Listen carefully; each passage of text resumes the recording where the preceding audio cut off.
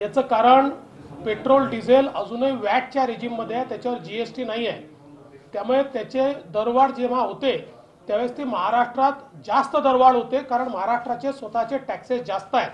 मागच्या काळात जेव्हा अशाच प्रकारे पेट्रोल डिझेलचे भाव वाढले होते, आम्ही राज्य सरकारमध्ये होतो, मी आणि अर्थमंत्री सुधीर मुनगंटीवार यांनी निर्णय घेऊन महाराष्ट्राचे टॅक्सेस कमी केले होते.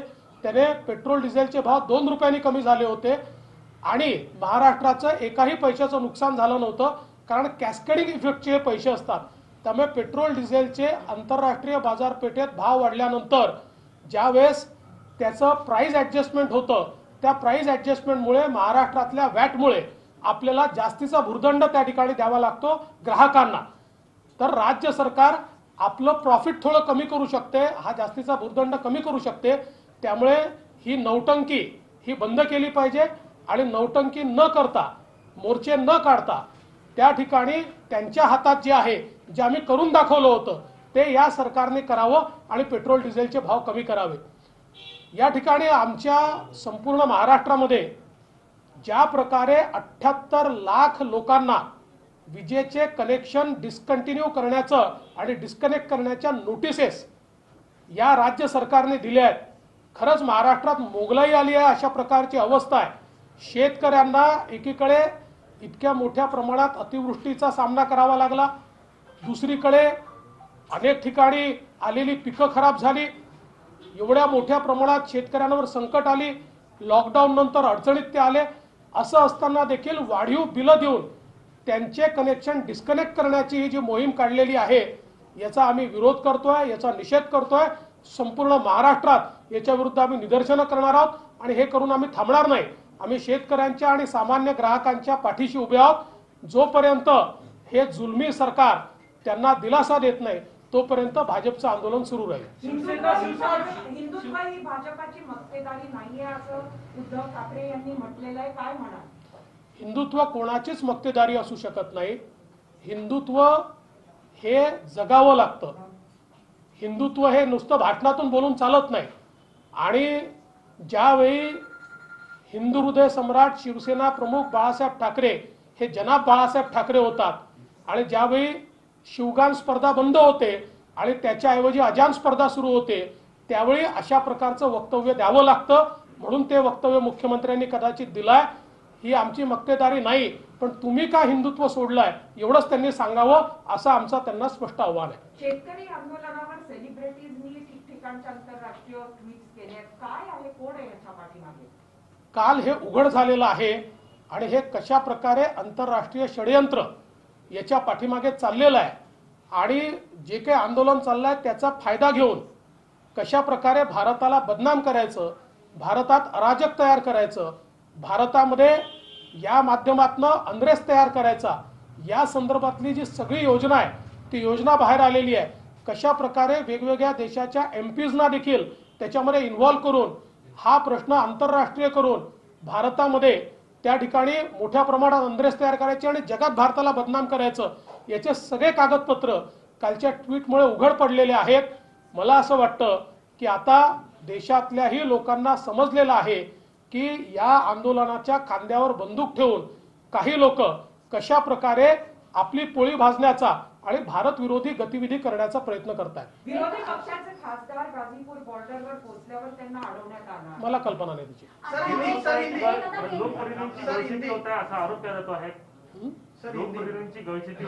मला माहित नाही. शिवसेना मुंबईत पावती देऊन खंडणी वसूल करते असा आरोप मनसेने केलाय, पुरावे नाही आज. नाही, मला असं वाटतं की मनसेने काय आरोप केला हे मला माहिती नाही, पण खंडणीखोरीचे आरोप त्यांच्यावर नेहमीच लागले.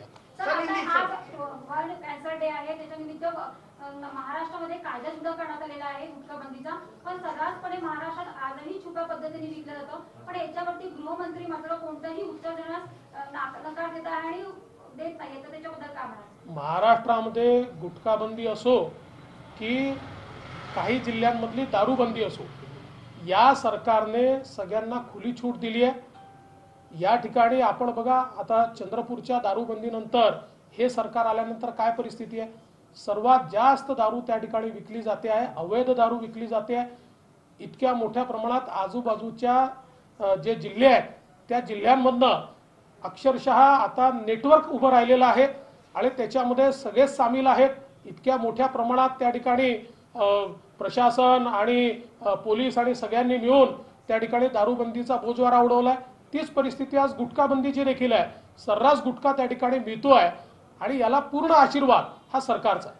काल खास आशिष देशमुख यांनी वक्तव्य केलं, म्हणजे त्यांच्या काटोलमध्ये त्यांनी कार्यक्रम घेतले. गृहमंत्र्यांवर त्यांनी थेट आरोप केले की अवैध धंद्यांना त्यांनी ते आशिष देशमुख काय म्हणाले मला माहिती नाही किंवा त्याच्यावर मला रिॲक्टही करायचं नाही, पण सर्रास अवैध धंदे हे महाराष्ट्रात चाललेले आहेत. हे नागपूर जिल्ह्यातही चालले आहेत, हे विदर्भात मोठ्या प्रमाणात चाललेले आपल्याला पाहायला मिळतात. आणि दारूबंदी ज्या ठिकाणी आहे त्या ठिकाणी तर सिस्टमॅटिकली अक्षरशः अवैध दारू ही पूर्णपणे आशीर्वादाने त्या ठिकाणी विकली जाते, अशा प्रकारची अवस्था आहे. आशिष देशमुख आज आले.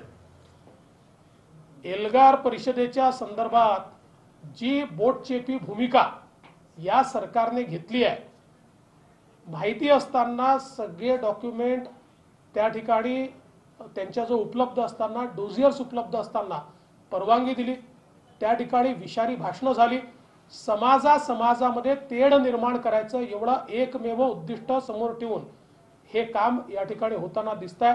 आणि अशा परिस्थितीत काहीतरी थातूरमातूर कलमं लावायची, तीही स्वतःहून लावलेली नाहीत सरकारने. जेव्हा आम्ही त्या ठिकाणी आंदोलन सुरू केलं तेव्हा या सरकारला जाग आली. आणि मला तर आश्चर्य वाटतं की आता म्हणजे राम मंदिराचे पैसे सरकारने द्यावे की जनतेने द्यावे याकरता अग्रलेख येतो, परंतु शर्जीलच्या अशा प्रकारच्या वक्तव्यानंतर 4 दिवस कुठलाही अग्रलेख लिहायला देखील फुरसत आपल्याला मिळत नाही. 4 दिवसांनी त्या संदर्भात जाग येते. अशा प्रकारची अवस्था आज या ठिकाणी पाहायला मिळते आणि सरकार यांना पाठीशी घालत आहे. देखिए जिस प्रकार से पूना में कार्यक्रम हुआ और वो परिषद के लोगों को परमिशन दी गई, वो परमिशन देना ही गलत था, क्योंकि ये जो परिषद वहां पर होती है ये केवल समाजों में बैर बढ़े, झगड़े हो, इस प्रकार के वक्तव्य करने के लिए ही वो वहां पर उस प्रकार की एल्गार परिषद ली जाती है. इसके सारे डोजियर सरकार के पास थे, इसकी सारी जानकारी सरकार के पास थी, बावजूद वहां ऐसे लोगों को आने दिया गया. हिंदुओं के खिलाफ, समाजों के खिलाफ गंदे गंदी बातें कहने को उनको वहां मौका दिया गया और उसके बावजूद उसके ऊपर कोई कार्रवाई नहीं हुई. जब हमने आंदोलन किया तब कार्रवाई वहां पर हमको होती हुई दिखाई पड़ी. और मुझे एक चीज का आश्चर्य लगता है कि राम मंदिर के लिए पैसा समाज से लेना चाहिए या सरकार से लेना चाहिए, इसके ऊपर तो तुरंत पेपर में लिखकर आ जाता है, अग्रलेख छपकर आ जाता है. लेकिन शर्जील ने ये सारी चीजें बोलने के बाद 3-4 दिन तक तो हम सोए थे, उसके ऊपर कोई लेख नहीं लिखा गया, उसके ऊपर कोई बात नहीं कही गई. कल जब हम लोगों ने आंदोलन करके उनके ऊपर गुना दाखिल करने के लिए सरकार को मजबूर किया, तब जाकर उसके ऊपर लेख आता है. तो किस प्रकार की भूमिका है इसमें से स्पष्ट समझ में आता है.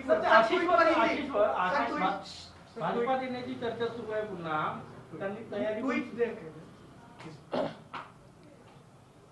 जिस प्रकार से कल ये चीज ध्यान में आई कि एक अंतर्राष्ट्रीय षड्यंत्र चल रहा है और कुछ लोग जानबूझकर किसान आंदोलन के कंधे पर बंदूक रखकर इस देश में अराजकता कैसे फैले, ये देश दुनिया में बदनाम कैसे हो, देश विरोधी ताकतों को एकत्रित करके किस प्रकार से इसके खिलाफ अलग अलग दुनिया के देशों में भारत के बदनामी के कार्यक्रम चलाया जाए, इसको एक सिस्टमेटिक रूप से किस प्रकार से भारत को बदनाम किया जाए, ये सारी चीजों का भांडाफोड़ कल जो डिलीट ट्वीट में सारा फॉर्मेट आया उसके कारण हो चुका है. मुझे ऐसा लगता है कि अब हमको जागना होगा और किसानों के नाम पर या उनके कंधे पर बंदूक रखकर ये देश विरोधी करतूत करने वाले देश के बाहर बैठकर और अलग अलग लोगों को पकड़कर ये जो लोग काम कर रहे हैं इनको एक्सपोज करना होगा.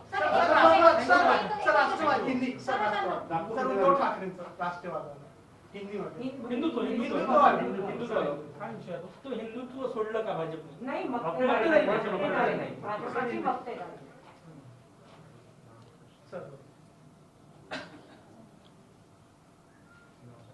हिंदुत्व किसी की भी बपौती नहीं है, न वो हमारी बपौती है न किसी और की बपौती है।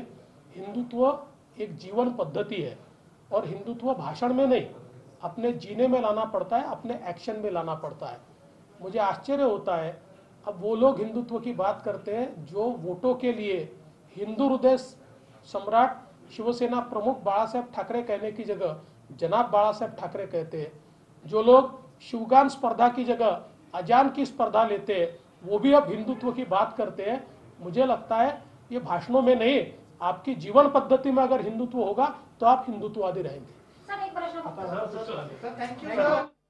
शिवसेनेनं हिंदुत्व का सोडलं असा प्रश्न विचारलेला देवेंद्र फडणवीस यांनी उद्धव ठाकरे यांनी त्याचं उत्तर द्यावं असं ते म्हणतायत।